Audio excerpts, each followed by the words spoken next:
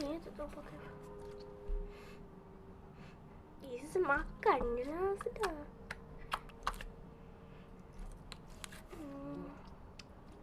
Mungkin Dynamo kot, atau Borax ke, tak tahulah apa.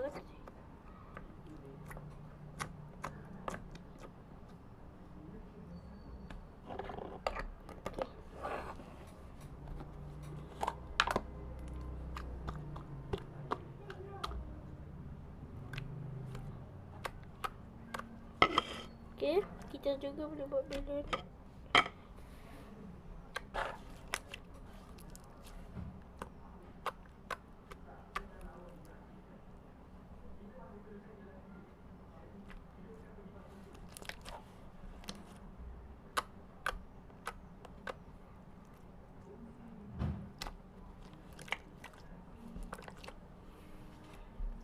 Okay.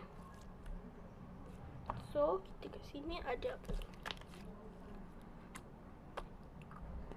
Ini clear slime. Ini pun sama. Clear slime.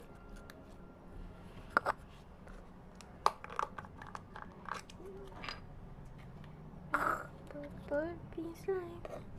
Nak tengok koleksi slime saya tak? Kalau korang nak tengok, koleksi slime. Tada! Cantik tak?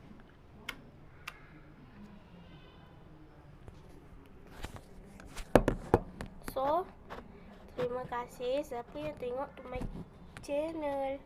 Jangan lupa like and comment. Okay, bye. Slime.